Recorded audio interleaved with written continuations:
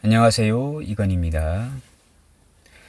오늘은 사주의 용신이란 무엇인가에 대해서 한번 알아보겠습니다. 우리가 보통 보게 되면 사주 이렇게 보면 용신이 뭐냐? 용신이 뭐 목이다, 아니다, 금이다, 뭐 이렇게들 말씀하시고, 또 어떤 분은 똑같은 사주를 보고 어떤 분은 이제 뭐 화가 용신이다, 아니다, 토가 용신이다, 이렇게 많이들 이렇게 좀 하잖아요. 근데 일단 기본적으로 이 용신이라고 하는 것은, 이게 용이, 이게 쓸 용자입니다. 쓰다, 무엇에 쓰이는 물건인고, 이겁니다. 사주에 어떤 인자가 있잖아요. 그러면 부정적인 인자가 많다, 세다, 이렇게 하게 되면 이것을 눌러주는 것이 이제 써야 될 거 아닙니까? 이게 눌러주는 성분을 써야 될 거 아닙니까? 그래서 용신입니다. 만약에 긍정적인 성분이다 하게 되면 이것을 생조해주는 성분이 이제 용신이 되는 것입니다. 좋은 것도 되지만 쓴다, 꼭 처방을 한다, 처방전이다, 처방전을 써야 된다 라고 이제 인식을 하셔야 맞다라고 이렇게 생각할 수 있겠습니다. 어떤 분은 그냥 용신이다 하게 되면 그냥 무조건 좋다, 좋은 게 용신이다, 용신이 뭐냐 이렇게 하면서 갑론을박 하는데요. 용신은 쓰는 것이다, 좋고 나쁘다가 아니고 쓰는 것이다 라고 이렇게 생각하시면 되겠습니다. 첫 번째는 이제 억부용신이라고 있습니다. 억부용신법 해가지고 있는데, 이 억부가 이제 누를 억자에다가 이렇게 도울부 이렇게 씁니다. 이제 부정적인 것은 이제 억제하고 누르고, 또 이제 좋은 것은 생조해주고 도와주고 도울부 해가지고 이렇게 억부용신법이 있는데요. 이게 지금 현재 우리나라에서 70에서 80%를 다 억부용신법을 이제 취용하고 있습니다. 과한 것은 힘을 빼주고 약한 것은 이제 힘을 실어준다 라고 하는 뜻에서 이제 억부용신이라고 합니다. 이게 인비와 이제 식재관의 대결입니다. 평균점을 찾는 것입니다. 평균점. 그리고 이제 이게 바로 신강 신약론입니다.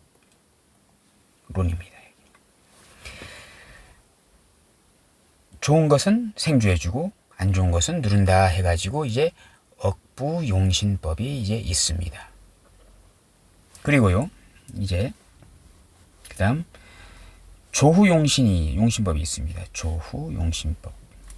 그 다음 이제 조후용신 해가지고 있는데요. 이 조후라는 것은 이제 계절을 의미합니다. 계절. 더우면 식혀주고 추우면 따뜻하게 해주고 하는 수와 화의 대결 구도입니다. 수와 화의 평균점을 찾아주는 것입니다. 금수 상관, 목화 상관, 금수 상관, 희 견관, 목화 상관, 희 견수 이렇게 되는데요.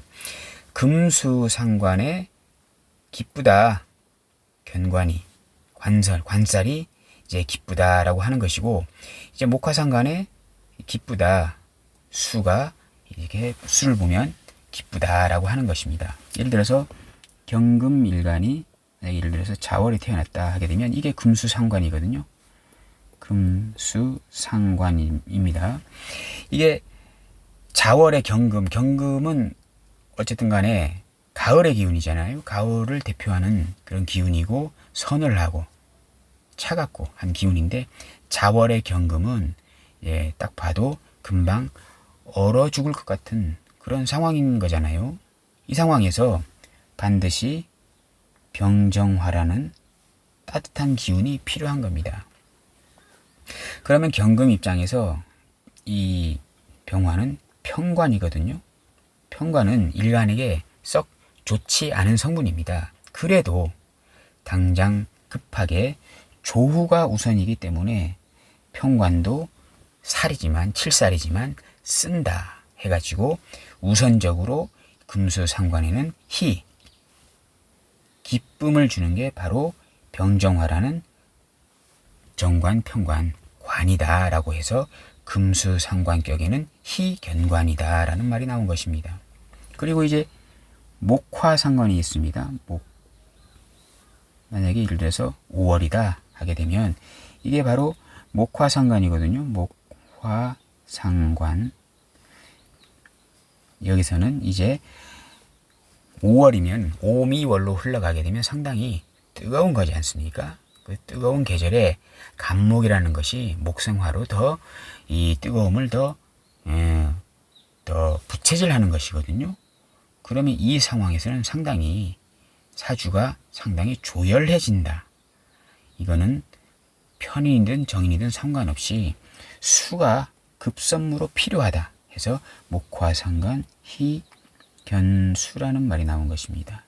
수, 편인이든 정인이든 논하지 않는다. 무조건 수부터 찾아야 된다 해가지고 목화상관 희견수라는 말이 나온 것인데 이게 바로 조후적으로 계절적으로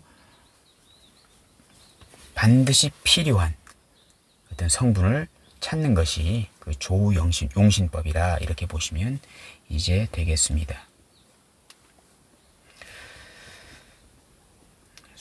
차가우면 따뜻함을 더해주고 뜨거우면 서늘히 식혀주는 수가 필요한 것이고 이렇게 수하고 화하고 서로 경쟁 구도에서 평균점을 찾아준다라고 보시면 되겠습니다. 그 다음에 이제 병약용신이 있습니다. 병약용신. 이건 병이 든 것을 약으로 처방한다라고 해서 병약용신이다라고 보시면 되겠습니다. 극의 개념입니다. 극의 개념입니다. 예를 들어서 정관이 있습니다. 정관이 있잖아요. 근데 사주에 정관이 있는데 그 옆에 보니까 상관이 있습니다. 상관은 정관을 깨는 거잖아요. 상관견관 위화백단이라고 해가지고 정관을 이제 상관이 깹니다. 일단은 부정적인 어떤 상황이 발생한 겁니다. 그러면 사주에 이 정관이 있는데 상관이 있어버리면 이 상관이 병이 됩니다. 이 사주를 병들게 하는 인자이다 라고 보시면 됩니다. 그러면 약이 필요하지 않습니까? 그러면 이 상관을 극하는 게 바로 정인, 편인도 됩니다. 정인입니다. 이 정인이 바로 치료, 약이 되는 것입니다. 사주에 병이 있는데 치료할 수 있는 약이 바로 정인인 것입니다. 이게 바로 병약용신법이다 이렇게 보시면 되겠습니다. 그리고 이제 정제가 있는데 사주가 정제격입니다. 정제격. 그래서 정제격인데 옆에 보니까 겁재가 있지 않습니까? 겁재는 이 정제를 분탈내가는 성분입니다. 겁재는 도둑놈이잖아요. 정제는 내가 가진 저축한 돈입니다. 또 내 와이프도 되는 것입니다. 남자 사주에서 내 와이프를 호시탐탐 노리는 이 도둑놈입니다. 나쁜 놈이죠. 그러면 이 사주에 정제격인데 겁재가 있어서 사주에 병이 들었습니다. 그러면 이 병이 든 이것을 치료해야 되잖아요. 그러면 이 겁재를 눌러주는 게 뭐냐 하게 되면 바로 정관이 되는 것입니다. 이게 바로 처방전이 되는 것입니다. 처방전, 치료약이죠. 사주에 병이 있는데 약을 필요로 한다 해가지고 이게 병약용신법이다 이렇게 보시면 되겠습니다. 그리고 이제 또 통관용신이라고 있습니다. 통관.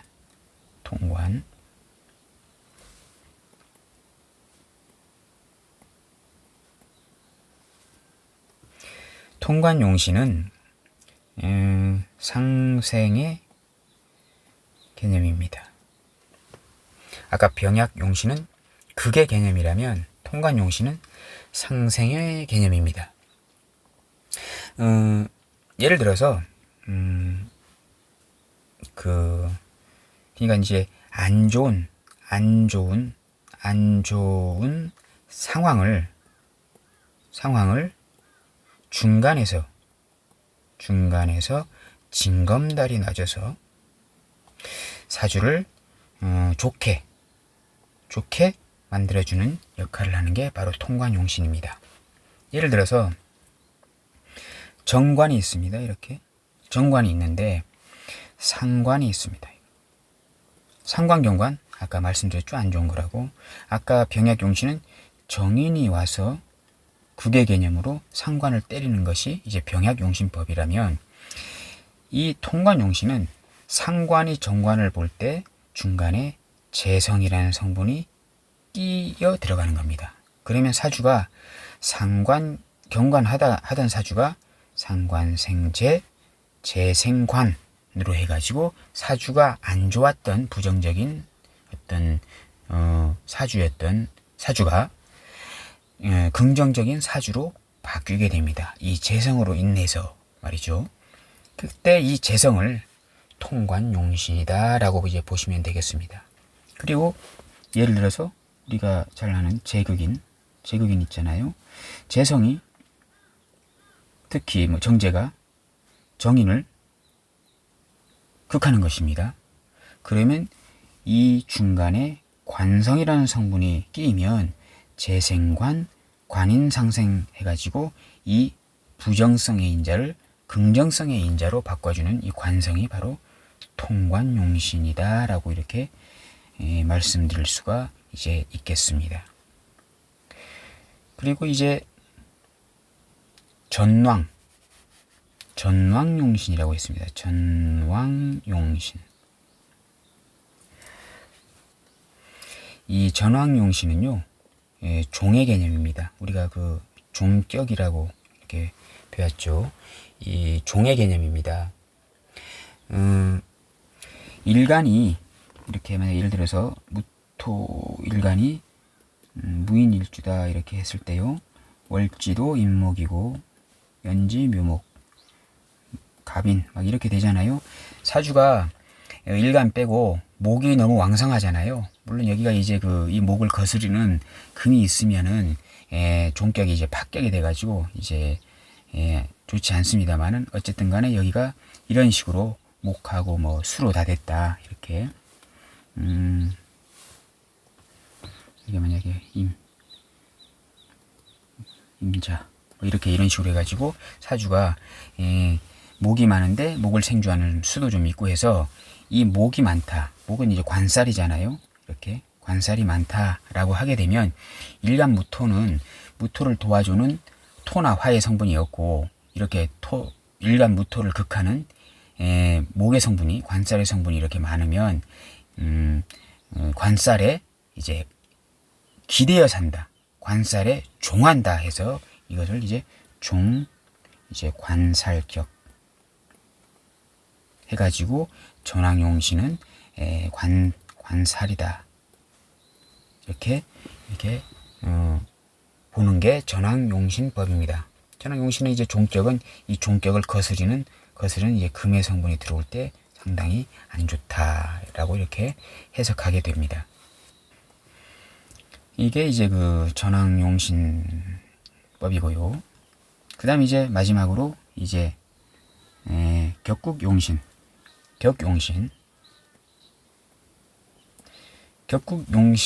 하는 것은요, 이 용신을 그냥 월지에서만 찾는 겁니다.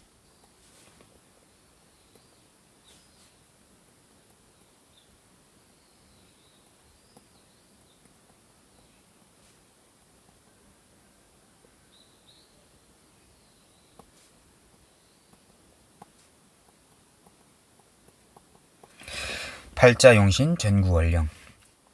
사주팔자에 그 쓰는 꼭 써야 되는 그 글자 용신이 오로지 구한다, 어디에서 월지에서 구한다 해가지고 팔자 용신 전구원령 해가지고 이제 그렇게 해서 용신을 정하는 게 격국 이제 용신이 이제 되겠습니다. 예를 들어서 기토가 있는데 인목이다 이렇게 했을 때 갑인 뜨고 이제 병화가 있다 이렇게 하게 되면 이게 무지장간이 무병갑이잖아요. 이렇게 갑인데 이 갑목이 천간으로 투관했고 병화도 투관했습니다. 일단은 본기가 우선이기 때문에 이제 이기가 정관, 월지가 정관이잖아요. 월지가 정관인데 그럼 정관격입니다. 근데 이 갑목이 월간으로 투관했지 않습니까? 그러면 이제 오리지널 이제 정관격이 되는데 옆에 또 병화도 또 투관했네요. 예, 정인입니다. 그러면 상당히 정관정인이 관인소통하고 있는 상당히 좋은 이런 상황이 되는 것입니다. 그러면 이제 월지에서 올라온 본기, 갑목이, 정관이 이제 용신이 되는 것이고 용신을 상당히 이렇게 상생해주는 정인이 바로 이제 상신이 되는 것입니다. 임금과 신하 같은 것이죠. 이렇게 찾는 것이 이제 격국 용신이다 라고 이렇게 보시면 되겠습니다. 이제 보게 되면요, 아까도 서두에 말씀드렸지만 용신이다 하게 되면 무조건 좋은 거다라고 해가지고 뭐 사주에 목이 용신이냐, 화가 용신이냐, 금이 용신이냐 막 이렇게 의견이 분분해가지고 막 의견을 나누시는 분들도 많이 계신데요. 용신은 일단 좋은 것이 아니고 쓰는 것입니다. 이 사주에서 잘 써야 될 글자, 이 사주에서 부정적인 것은 눌러야 되고 긍정적인 것은 상생해줘야 되고 많은 것은 좀 힘을 빼줘야 되고 약한 것은 좀 도와줘야 되고 그리고 격에서 올라온 인자가 부정적인 거면은 또 눌러줘야 되고 격에서 올라온 긍정적인 인자는 생조해줘야 되는 것이고 그래서 그 사주 글자에 따라서 어떤 글자를 써야 그 사주가 화평해지는 것인지 평화로워지는 것인지 그 알기 위해서 그 써야 되는 글자를 찾아야 되는 게 그게 바로 용신이다. 용신은 좋은 신이 아니고 이 사주에서